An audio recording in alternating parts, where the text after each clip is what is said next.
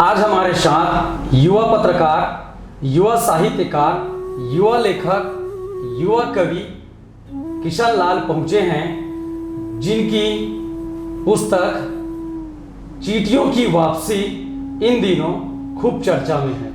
हम उनसे जानेंगे उनके इतनी सारी लेखन के बारे में, उनकी लेखन शैली के बारे में और उनके खुद के व्यक्तित्व के बारे में। किशन लाल जी, हमारे चैनल में आपका स्वागत है।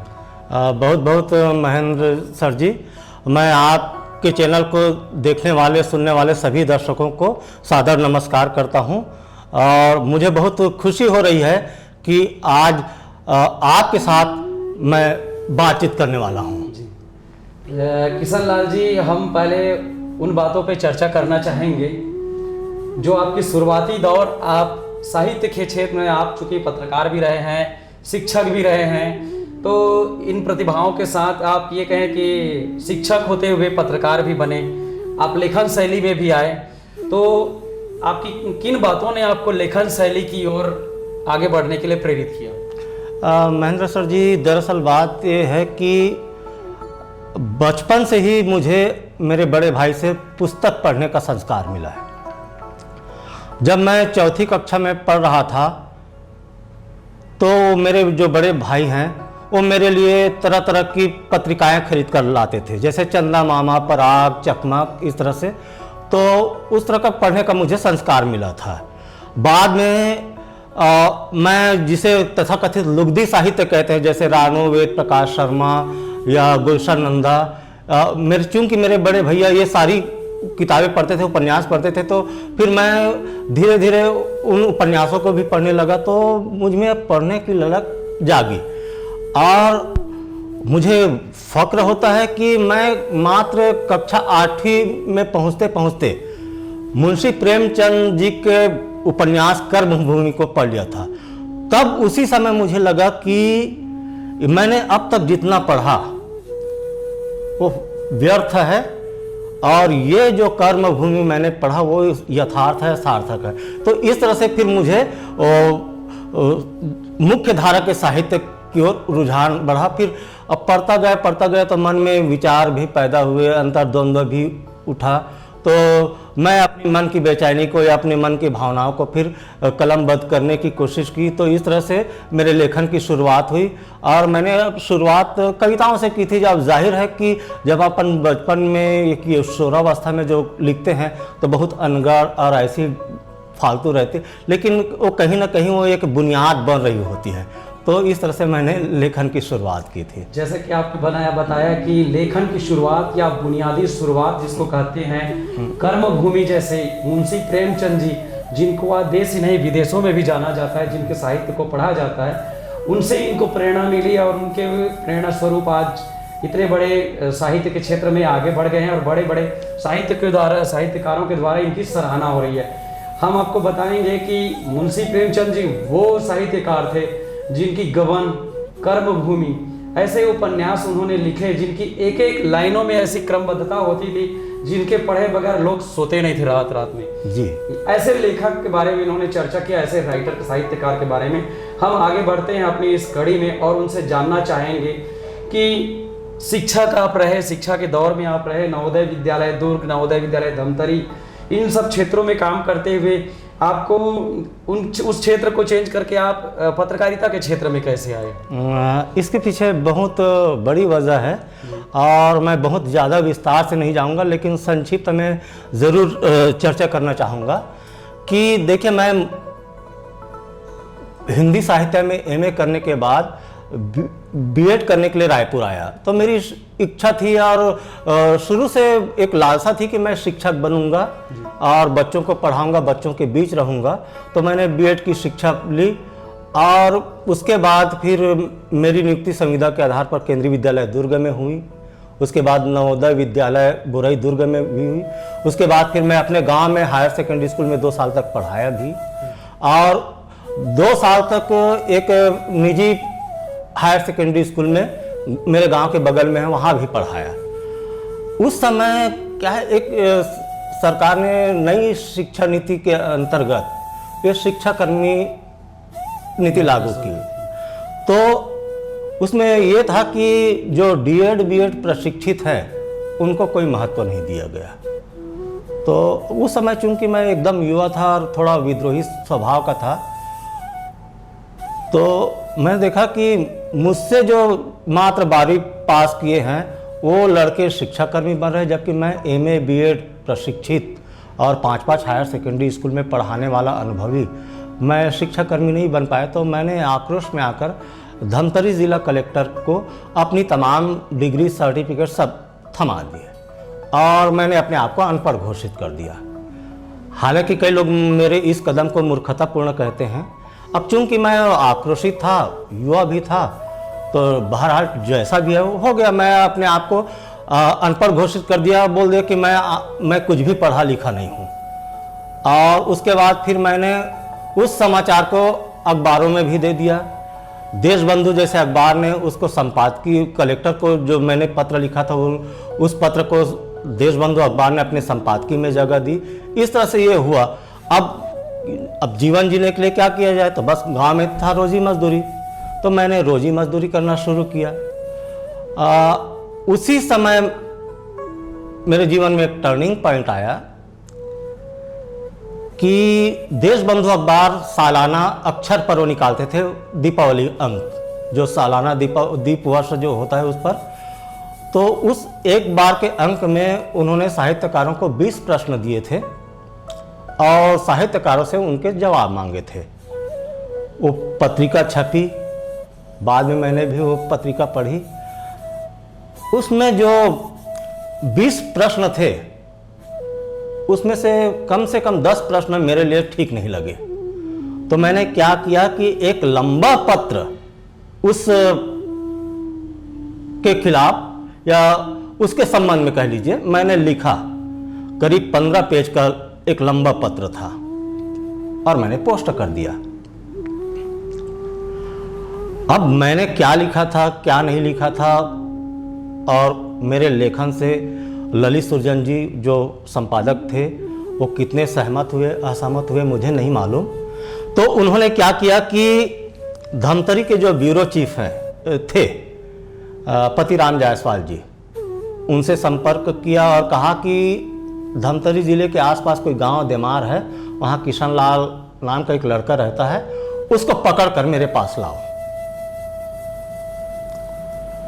तो चूंकि उस समय ना मेरे पास मोबाइल था और कुछ नहीं था, तो पतिराम जायसवाल जी 2 दिन तक तो ऐसे ही घूमते रहे, उनको पता ही नहीं चला। फिर अंतिम में किसी तरह वो मेरे पास आए और बोले कि यार तुमने अक्षर पर्व के खिलाफ क्या लिख दिया, ललित सुरजन जी के खिलाफ क्या लिख दिया कि वो तुमको तत्काल बुला रहे हैं अपने ऑफिस में रायपुर में देशबंधु में। तो मैंने कहा भाई मैंने एक पत्रिका पढ़ी उनकी, अक्षर पर्व पढ़ा और उनमें जो सवाल थे उनके जवाब में मैंने पत्र लिखा। अब हो सकता है उनको पसंद नहीं आया होगा तो मत आए, मुझे क्या करना है, मैंने लिख दिया सो लिख दिया। तो बोले कि नहीं आपको तत्काल बुला रहे हैं, आपको जाना पड़ेगा। तो मैंने कहा मेरे पास पैसे वैसे है नहीं और तत्काल तो नहीं जा पाऊंगा, कम से कम 2-3 दिन रोजी मजदूरी करूंगा उसके बाद जाऊंगा। तो बोले कि नहीं पैसे मैं देता हूं, लेकिन आप अभी अब धमतरी आए हो तो अभी से यहीं से बस बैठकर चले जाओ करके। मैंने कहा जब आप किराया दे रहे हैं तो मैं चला जाता हूं। तो मैं आ गया।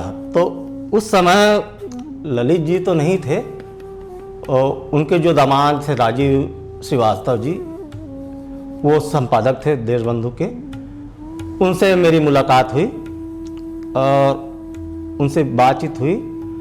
तो मैंने उस पत्र में क्या लिखा था क्या नहीं लिखा था या उनसे कितने संतुष्ट है उससे उनको कोई मतलब नहीं था।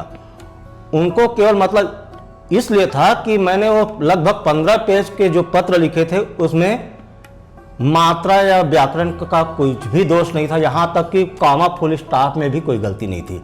और दरअसल उन्होंने इसीलिए मुझे बुलाया था। तो बोले कि यार जब आपकी हिंदी इतनी अच्छी है तो आप देशबंधु से क्यों नहीं जुड़ जाए ऐसा करके। मैंने कहा कि सर मैं तो वैसे भी बेरोजगार हूँ, जुड़ सकता हूँ।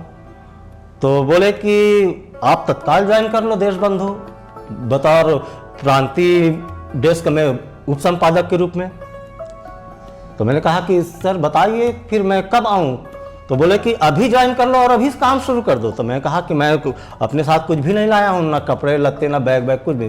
तो बोले कि ऐसा करो कि आप अभी जाओ, मैं आपके आने जाने का और किराया देता हूँ, और अपना जो बैग वैग है वो आप उठा कर ले आइए, और आपके ठहरने के लिए ऊपर में ही एक गेस्ट रूम है, आप निःशुल्क वहाँ रहिए और काम कीजिए। तो इस तरह से समझ लीजिए एक्सीडेंटल के रूप में, मैं कहाँ शिक्षक बनने के लिए वो था या पढ़ा रहा था, और कहाँ मैं पत्रकारिता की लाइन में आ गया।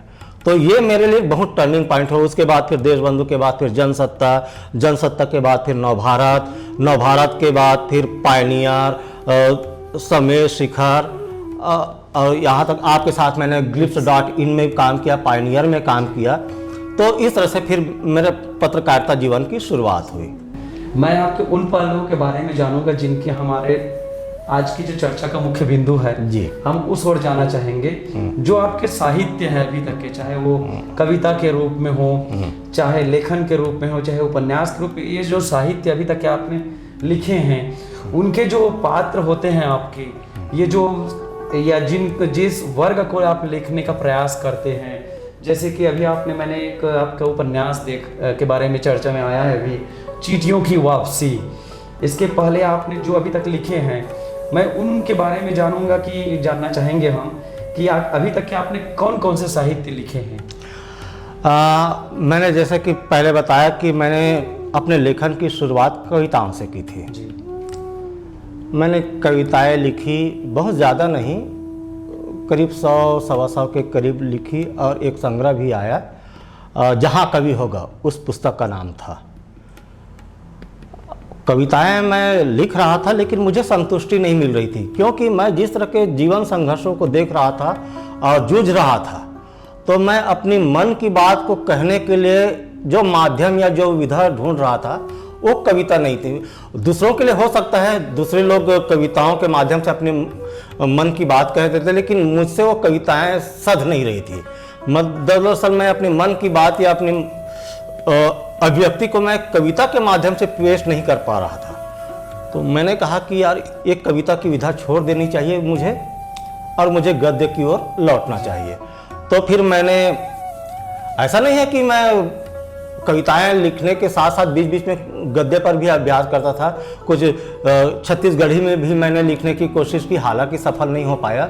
2-4 कविताएं, 2-4 कहानियां, 2-4 व्यंग्य भी मैंने छत्तीसगढ़ी में लिखे, और यहाँ तक कि गांव की कहानी, अपने आसपास के गांव की कहानी, जैसे मैं अपने गांव के बारे में लिखा, देमार के बारे में, पास के गांव पीपरछड़ी, तेलिन सत्ती, कुरमत राई, भानपुरी, तो रत्ना बांधा, मुजगहान, इन गांव की कहानी के रूप में इनके सब के बारे में मैं लिखा, लेकिन मुझे वो मज़ा भी नहीं आ रहा था और संतुष्टि भी नहीं मिल रही थी। उसका कारण था कि मुझे अपनी क्षमता पता था कि मैं ये छत्तीसगढ़ी में मैं सध नहीं पाऊंगा, लिख नहीं पाऊंगा, क्योंकि मेरे पास छत्तीसगढ़ी की वो शब्दावली नहीं है जैसा कि दूसरे लोगों के पास है। तो मैंने फिर छत्तीसगढ़ी में लिखना बंद कर दिया। तो जहाँ कवि होगा के बाद मैंने फिर गद्य की ओर लौटा। तो फिर मैंने अपना पहला उपन्यास लिखा, किधर जाऊं। ये मूलतः मोची समाज, जो हमारे छत्तीसगढ़ के चर्मकार समाज की विडंबनाओं पर लिखा गया उपन्यास था। चूँकि साहित्य की जो मुख्य धारा है उसमें तमाम चीज़ें समाहित हैं और तरह तरह के विषय आए हैं, लेकिन ना छत्तीसगढ़ में दलित समाज पर कोई ढंग से लेखन या कायदे से लेखन नहीं हुआ है, और ख़ासकर मोची समाज पर तो बिल्कुल भी नहीं। अब चूंकि मेरा बचपन और जवानी पूरे मोची समाज के बीच ही गुजरा है, और मैं उस जीवन को बहुत करीब से देख रहा था और मैंने भोगा भी है, उनके साथ रहा भी है, एक साथ हम रहे। तो मैंने कहा कि यार ये विषय अलग हटकर है, और चूंकि इस पर किसी ने कलम नहीं चलाई है तो क्यों ना मैं लिखूं। तो फिर मैंने उपन्यास किधर जाऊं के रूप में लिखा। हालांकि वो मोची समाज पर केंद्रित था, लेकिन उसमें मैंने समूचे दलित वर्ग को समाहित किया, आदिवासियों को समाहित किया, और सबकी समस्याओं को मैंने एक रखने की कोशिश की, एक प्रयास किया। हालांकि उसमें मैं कितना सफल हुआ असफल हुआ वो बात की बात है, आलोचक जानेंगे या फिर पाठक तय करेंगे कि मैं कितना सफल हुआ या नहीं हुआ। बहरहाल उसके बाद फिर मैंने ये, जैसा कि आपने कहा कि मेरा अभी जो उपन्यास चींटियों की वापसी चर्चा में है, तो इस उपन्यास को लिखने की पृष्ठभूमि आ रहा हूँ। चूंकि उस समय मैं पत्रकार हो चुका था और उप संपादक की हैसियत से अलग अलग अखबारों में काम कर रहा था, तो नई राजधानी बनने की प्रक्रिया थी। तो जाहिर सी बात है कि गांव की ज़मीनें ली गई और नई राजधानी की स्थापना हुई। बहुत सारे गांव प्रभावित, लगभग 27 गांव प्रभावित हुए। उनकी ज़मीनों का अधिग्रहण किया, सरकार ने उनका मुआवजा भी दिया, ऐसा नहीं है। लेकिन आप मुआवजे के रूप में चाहे आप कितना भी रुपया क्यों ना दे दें या लाखों रुपये दे दें, लेकिन एक बार जो अपनी ज़मीन से विस्थापित हो जाता है तो फिर उसका जीवन बहुत गड़बड़ हो जाता है, वो स्थायी नहीं हो पाता, वो फिर वो लगातार संघर्ष करता रहता है। तो मैंने चींटियों की वापसी में नई राजधानी की बसाहट के बाद विस्थापन की पीड़ा को व्यक्त करने की कोशिश की कि कैसे, ठीक है उनको मुआवजा मिल गया और उनको, ऐसा नहीं है कि सरकार ने सारे के सारे गांवों को उजाड़ दिया, ऐसा भी नहीं है। अधिकांश गांव अपने मूल स्वरूप में है, लेकिन उनकी ज़मीनें नहीं हैं। जो किसान अपने खेतों में काम कर रहे थे, आज वो रायपुर में आके रोजी मजदूरी करते हैं। जो महिलाएं बहुत सम्मान के साथ अपने खेतों में काम करती थी, वो आज दूसरों के घर में झाड़ू पोछा लगाती हैं। तो ये उनके जीवन का जो बदलाव आया है उसको मैंने लिखने की कोशिश की और इसके साथ मैंने छत्तीसगढ़ की लगभग बहुत सारी समस्याओं को उठाया।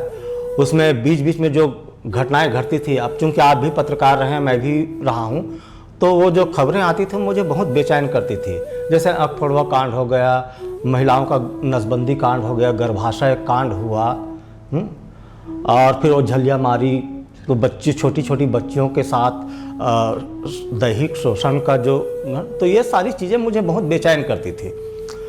और जब राज्योत्सव के रूप में जब हम स्थापना दिवस मनाते थे, अब पहले साइंस कॉलेज में मनाते थे, बाद में सरकार ने तय किया कि ये जगह छोटी पड़ रही है, तो उसके लिए राज्योत्सव मनाने के लिए अब नया रायपुर में एक ज़मीन और एक बहुत बड़ा विशाल मैदान तैयार करेंगे। ठीक है, आप करते, कोई दिक्कत नहीं थी, लेकिन राज्योत्सव मनाने के लिए मैदान समतल करने के लिए हरे भरे खेतों पर बुलडोजर चला दिया गया। उस घटना ने मुझे बहुत अंदर तक हिला कर रख दिया। अरे भाई ठीक है, आप राज्योत्सव मनाएं, साफ सुथरी जगह और ढूंढ ले, या फिर फसल कटने का इंतजार कर लेते, जब किसान अपनी फसल काट लेते उसके बाद फिर वो समतल करते और फिर मना लेते। खड़ी फसलों पर बुलडोजर चलाया गया और सारी फसलें रौंद दी गई, तो जाहिर सी बात है वो किसान तो भूखे मरेंगे। तो उस घटना ने मुझे अंदर तक हिला दिया। तो मैंने कहा कि अब मुझे अब इस पर कलम चलानी ही चाहिए। अब चूंकि मैं समाचार के रूप में बना सकता था, लेकिन मैं उसको महज समाचार तक केंद्रित नहीं रखना चाहता था, मैं उस पर दरअसल एक व्यापक साहित्य रचना चाहता था। तो इस तरह से चींटियों की वापसी के लेखन की शुरुआत हुई।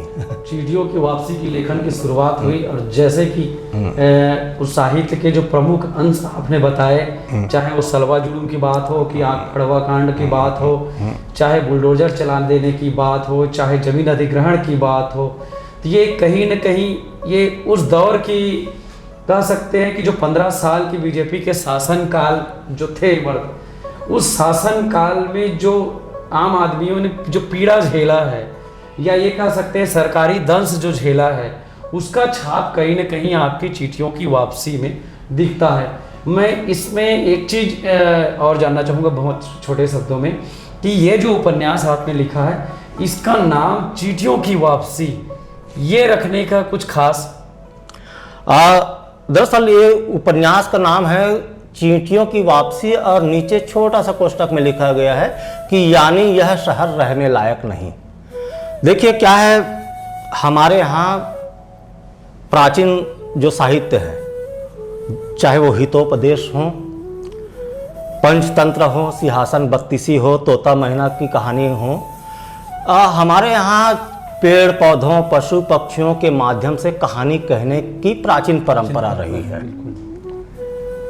अब मैं जब इस उपन्यास को लिखने का प्रयास किया तो मैंने भी कहा कि यार मैं कुछ अलग करता हूँ। चाहे तो सीधे सपाट रूप से मैं लिख सकता था, कहानी की शुरुआत कर सकता था, लेकिन मैंने कहा कि कुछ अलग ढंग से, मतलब एक नई लेखन शैली विकसित करूं और एक कहानी को एक नए तरीके से कहूं।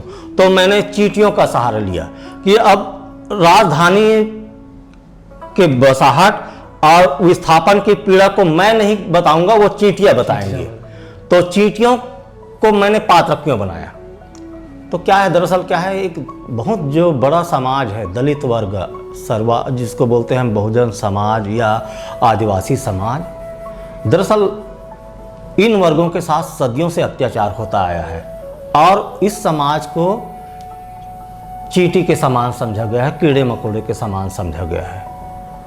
तो मैंने कहा कि जब इस वर्ग को जब लोग चींटी के समान समझते हैं, कीड़े मकोड़े के समान समझते हैं, तो क्यों ना मैं उसी को पात्र बनाकर लिखूं, क्योंकि अंततः उस वही तो है कि भाई आपने हमको कीड़ा मकोड़ा समझा, चींटी के समान समझा, जब चाहे रौंद दिया, जब चाहे कुचल दिया, तो इंसान न बता करके वो चींटियां ही अब एक कहानी बताएंगी। तो इस तरह मैंने इसमें चींटियों को पात्र बनाया।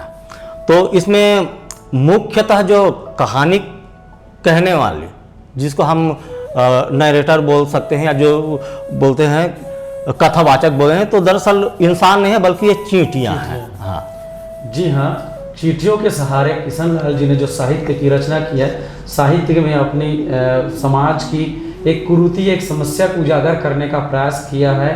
ये कोई छोटी मोटी बात नहीं है, ये ऊंचे तबके की बात रखने की शैली कह सकते हैं या हमारी पुरातन परंपरा भी रही है, ये भी कह सकते हैं। मैं किशन लाल जी से वो बातें जानना चाहूँगा कि उनके साहित्य में अधिकतर देखा जाता है कि वो एक ऐसी शैली का प्रयोग करते हैं जिसमें कहा जाता है कि उसमें भाषा का कई लोगों का मानना होता है कि आलोचकों का कि वह भाषा पे अपना बंधन नहीं रख पाते, संयम नहीं रख पाते या गाली गलौज तक का उपन्यास में अपने साहित्य में उपयोग कर देते हैं। स्थिति यहाँ तक हो जाती है कई बार आपके लिए कि आपको सोशल मीडिया के सहारे लोग आपकी आलोचना भी करते हैं, आप आलोचनाओं का सामना भी करते हैं इस साहित्य के चलते।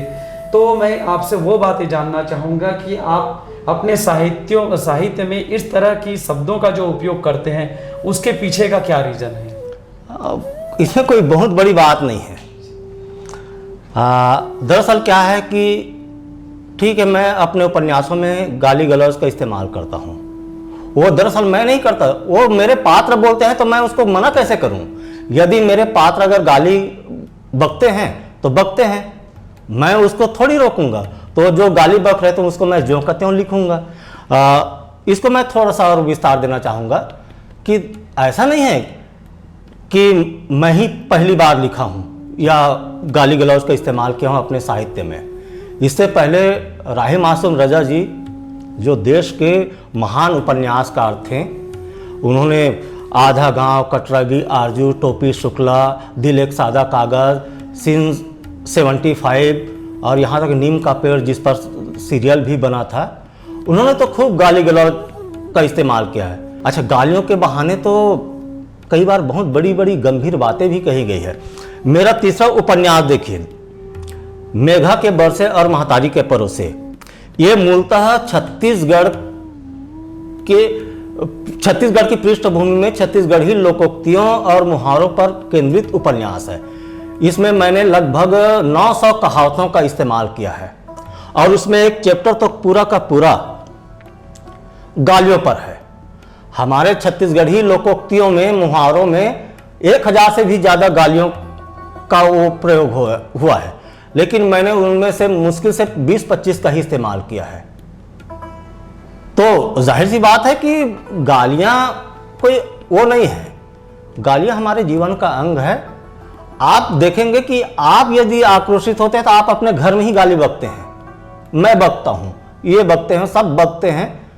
जब हम अपने घर में गाली गलौज करते हैं, गली मोहल्ले में गाली गलौज करते हैं, तो उसी गाली गलौज को यदि मैंने अपने साहित्य में जगह दे दी तो मैं नहीं समझता कि मैं कोई बहुत बुरा काम कर रहा हूँ। ठीक है, जिनको आलोचना करनी है करते रहे, मुझे तो अच्छा लगता है कि ठीक है, इसी बहाने कम से कम आप मुझे गाली तो दे रहे हैं। अभी जिस तरह की आपकी साहित्य आई है, जिस तरीके की साहित्य को लेकर लगातार लोग एक तबका जहाँ प्रशंसा कर रहे हैं, एक तरफ जहाँ चर्चा में रहते हैं, उसी तरह के आने वाले दिनों में आप और किस सब्जेक्ट को लेकर किस तरह के साहित्य लाने वाले हैं? देखिए, ये क्या है कि साहित्य लेखन एक मानसिक प्रक्रिया होती है। अपन वो नहीं कर सकते टाइम टेबल बना कि मैं अब इस पर करूँगा। वो क्या है, मन में अचानक भाव उठता है और एक थीम बन जाती है। तब कई बार कुछ घटनाएं ऐसी होती है जो तत्काल लिखने की मांग करती है। अब चूंकि मैं गद्य, तो गद्य में क्या है कि एक योजना बनानी पड़ती है। उपन्यास लिखना मतलब लंबे समय की प्रक्रिया होती है। आप कविता एक दिन में भी लिख सकते हैं, एक घंटे में भी लिख सकते हैं। अचानक आपके मन में भाव आया और आपने कलम चला दी, आप एक कविता आपने लिख दी। कहानियों का ऐसा है कि आप छोटी कहानियों को एक ही बैठक में भी लिख सकते हैं। अगर बड़ी कहानी हुई तो आप उस पर 4 दिन, 6 दिन या 15 दिन भी मेहनत कर सकते हैं। लेकिन उपन्यास लिखने के लिए आपको लंबा समय चाहिए और लंबा धैर्य भी चाहिए। तो कई बार ऐसा होता है कि कई लेखकों ने तो एक एक उपन्यास के लिए 10-10 साल भी लगाए हैं। मैंने तो एक एक उपन्यास पर मात्र 1-1 साल लगाए हैं। लेकिन मैं आपके सवालों का जवाब देना चाहूँगा कि अभी हमारे सामने जो सबसे बड़ी समस्या है आदिवासियों की समस्या। उनकी जिस तरह से जल, जंगल, ज़मीन छीनी जा रही है, जिस तरह से वो लोग पीड़ित हैं, दोनों तरह से दो तरफा हिंसा के शिकार हैं वो लोग। और उन पर कायदे से न बातचीत हो रही है, न उनकी समस्याएं सुलझाई जा रही हैं। तो मैं ये सोच रहा हूँ कि मैं अगला जो उपन्यास लिखूँगा तो उसके केंद्र में सिर्फ और सिर्फ आदिवासी ही रहेंगे। सही आपने बोला कि वर्तमान में जो हालात उपजे हुए हैं उनको देखते हुए आदिवासी आने वाले दिनों में इनके पात्र हो सकते हैं, जिन पर ये अपनी मुख्य भूमिका में उपन्यास लिख सकते हैं। हम आप वो बातों पे वापसी करना चाहेंगे। ये जो चींटियों की वापसी है, चींटियों की वापसी के माध्यम से इन्होंने समाज की उन समस्याओं को उजागर करने का प्रयास किया है, उन लोगों के पास लाने का प्रयास किया है जो कभी ये जानने की कोशिश नहीं करते मेरे को क्या लेना देना करके दूर हट जाते हैं। उन लोगों को बताने का प्रयास किया है चींटियों की वापसी के माध्यम से। चाहे वो नया रायपुर का जमीन अधिग्रहण का मामला हो, चाहे आखड़वा कांड हो, चाहे सलवा जुलूम का बात हो, चाहे और कोई बात अपन देखने का प्रयास करें समाज में।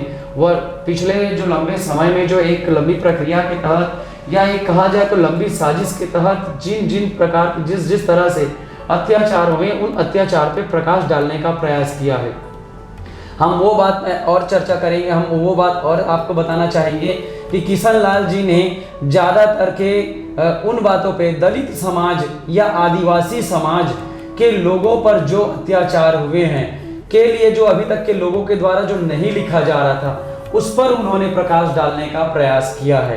किशन लाल जी वर्तमान समय में वो शख्सियत हैं साहित्य के क्षेत्र में खासकर कि बड़े बड़े आलोचक भी उनका लोहा मानने लगे हैं। ताज़ा एवं अपडेट खबरों के लिए बने रहें टीएसपी 24 न्यूज़ के साथ।